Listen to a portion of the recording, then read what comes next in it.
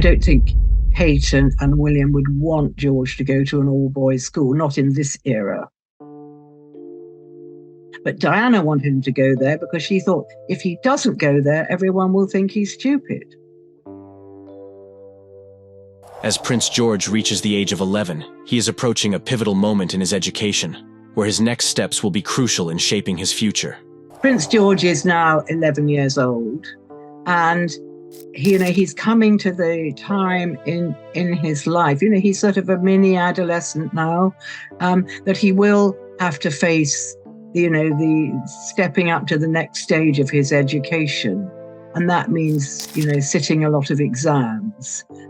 They don't any longer have the 11 plus, which is something his father would have sat. But there's other exams, and whatever school that George and his parents decide that they can send him to, they don't have the problems that you and I do, that they might have had to put his name down years and years ago.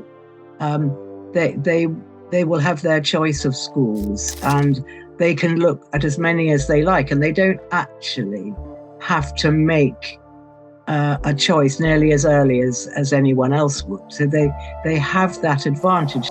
If George decides to attend Eton, it's likely that the same high-level security measures that are used for other royals will be in place, as it's a school located within the Windsor area. And if George went to Eton, it would be quite possible, to use the sort of same string of security to look after him. So it's all Windsor-based, and that's why I feel it might well be Eton. And also Eton is an extremely good school, and a lot of his friends would be going there. Like any mother, Catherine may feel a mix of excitement and concern as she faces the arrival of the summer holidays, a time that presents both opportunities and challenges. I think, like any young mother with children, she probably regarded the beginning of the summer holidays with some trepidation, because you've got weeks on end to fill with 3 energetic young kids. And of course, private schools have very long holidays indeed. So I think it's probably with a mixture of sadness that they won't be still enjoying themselves and the freedom of the holidays. Eton has a rich history with royal families, having educated several members of the British monarchy. But Catherine might be hesitant about sending George away to boarding school, given her own concerns. So they've looked at Eton. Prince William was at Eton, Prince Harry was at Eton, Prince Charles was at Gordonston. I don't think that they would be sending George there, because I don't think Kate would want him to be so far away. She probably doesn't want him to go to boarding school at all, and it's possible that he won't. But I mean, that's what makes Eton look very likely, because it is so near to where they're living. And that means that Prince Louis and Princess Charlotte will still be at their current school. If George gets into Eton, which of course he will just be down the road from them. Now, all this makes an enormous difference, because the royals are now under such scrutiny as to how much they cost the taxpayer, that the security, which is very expensive and we pay for these members of the royal family when they're at school, would be. So that's why Charlotte and Louis and George are all at the same school, Lambrook, at the moment. For people going to Eton, what sort of preparation do they have to do? You mentioned something about exams. Do they have to do an exam to get in? They have to do an exam to get in, and they have to pass certain exams. I think they do an entrance exam before they get in, and if they pass the Eton entrance exam, then they probably have to go through rigors of interviews and things. I mean, Eton's not 100%. It could well be Kate's old school, Marlborough, and it could be any number of good schools. It depends on exactly what kind of child George is and what would suit him. I mean, he strikes us as being rather shy and not so forward as his sister, who just appears to be so confident. And Louis appears to be very confident. George appears to be a little more reticent. So they may feel that Eton isn't right for him. But there are so many good public schools, and I think I don't know if Eton is co-ed now, but if it isn't, it will be partly co-ed by the time that George goes there, I'm sure, and they will want that. I don't think Kate and William would want George to go to an all-boys school, not in this era. William and Catherine are clearly united in their decisions for their children, just as Charles and Diana once considered Eton for William, despite Charles's less than favorable memories of Gordonstown. Are Kate and William currently keen on sending their kids to where they went? So Kate's keen to send them to Marlborough, William's to Eton. Is there sort of like a differing in opinion on that?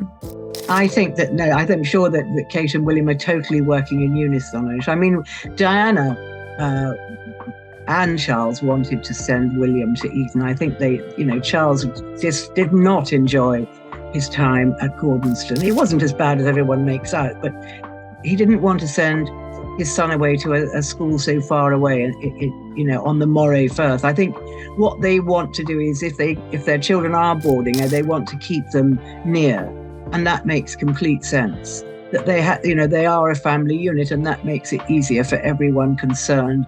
And as I've said, it makes it much easier for the security, which is Windsor Castle based, all the big securities around there.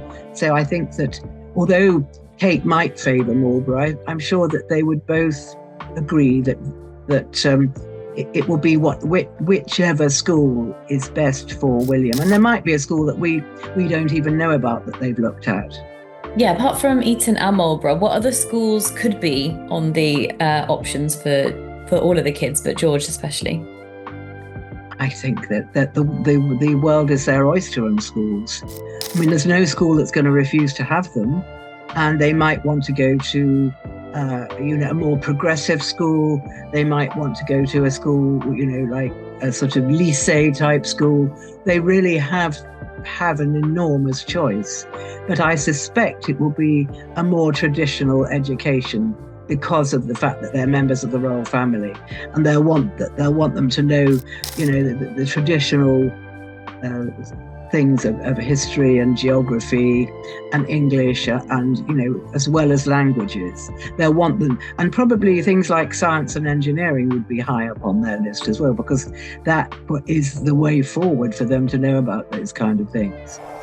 William's time at Eton proved to be a positive experience, where he made lasting friendships and thrived academically, while Harry's experience was more challenging, as his academic interests did not align with the rigorous demands of the school. Did William have a good experience when he went to boarding school, do we know? Yes, William did have a good experience. He enjoyed Eton. He made a lot of friends there, and of course, a lot of his friends from his previous school. I mean, his previous school was what they call a feed for Eton. So it was the exams in in Ludgrove, his previous school, were designed to get these young kids into Eton as a first, or to one of the big colleges. So William did enjoy it there. I think yes. I mean, he was in there are individual houses, and he had some friends of his in the same house. So it was very much like a family thing. These huge schools are divided up into individual houses, so that they're not suddenly in with sort of 2,000 boys. They're in a house, with 100 other kids at the most. So, and I think that really worked very well for William. It worked less well for Harry, because Harry wasn't really intellectual enough for Eton. But Diana wanted him to go there because she thought if he doesn't go there, everyone will think he's stupid. But it wasn't. It was too much for Harry. He found it a big struggle, whereas William, sailed through quite easily.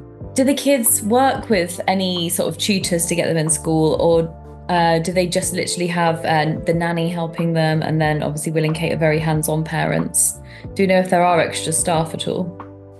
Well, there wouldn't be any permanent extra staff helping the kids of the Waleses to get into schools, but there are plenty of young university students who do come and give excellent tutoring. And I know Prince Charles had tutors, William had tutors, and I'm sure that if they need it, George and Charlotte, if she, but at the moment, I'm sure if George needs an experienced but young, fun tutor, he will definitely have them. If you can afford it, it's a wonderful thing to be able to do for your child, but most of us can't afford it.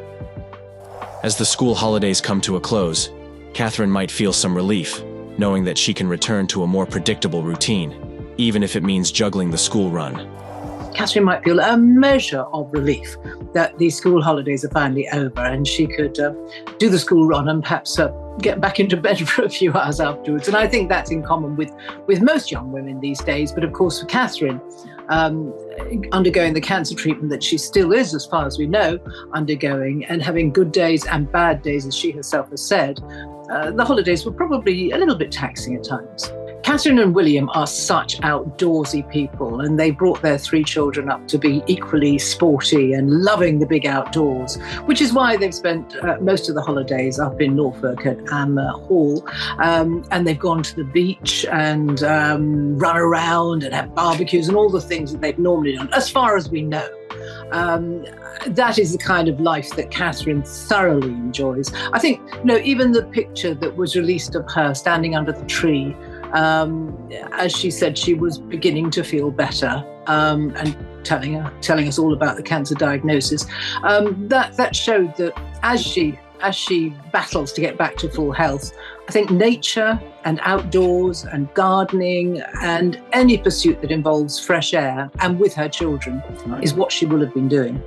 I think Catherine is quite a hands-on mum and housewife. I don't think we can really call her a housewife, but I suspect she does take control of domestic issues. But having said that, William is a modern man. William has been very hands-on as well as a dad from the start, but particularly obviously in the last year, since Catherine's been really quite ill, he's had to take over things. I should think Catherine might have been sort of issuing orders from the settee maybe when she was feeling tired, because William himself has conceded he's not the greatest cook, but I'm sure he's had to be so.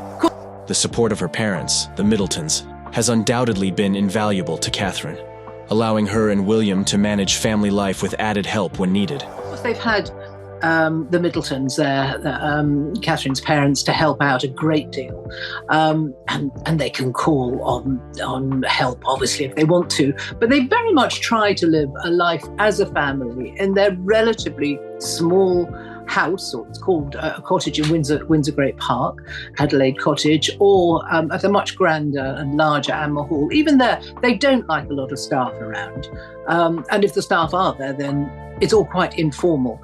But I think Catherine will have wrested back control of the household as much as she possibly can. I mean, she loves the cooking and planning the menus. She's much better at all that than William. And she's very hands-on with the school run. And I think those were some of her first outings, if you like, during the treatment. She started slowly to do the school run, with her mother sometimes at her side. But I think in recent times, at the end of last school term, she was pretty much doing the school run every other day, with taking turns with William. So I think we can expect her to be doing that again as the new school year begins. I hope she's not feeling guilty about her prolonged absence from the public stage, because I think, and I hope she understands that the vast majority of the public completely get it. They understand that she needs time to fully recover and concentrate on her treatment and all that it's doing to her body. And she is making progress, she has said. And I'm delighted that we really have no other information, because she has been allowed the space and the privacy that she needed. But big events, maybe such as the Cenotaph Remembrance Day service, might be something where she feels she would want to be. Of course, mid-November is pretty cold, and that might not be good for her, I don't know. But I think big set piece occasions like that is where we might see her. But more particularly, I'm hopeful, based on no inside knowledge, I have to say, I'm hopeful we might see her on Christmas Day at Sandringham. We've seen her at Balmoral with the family going to church just the other week. And so the natural progression would be for them to be together at Sandringham on Christmas Day. And that will be a sort of complete symmetry, I suppose, in that the last time the public were able to get up close to her and greet her face to face was last Christmas at Sandringham. Then was the shock news just a little while after that she'd had the operation, and then we heard about the cancer. So there would be a certain symmetry to her appearing at Sandringham and doing that walk back to Sandringham House after going to church, and people be able to send her express their real affection and love for her face to face. So fingers crossed that might happen.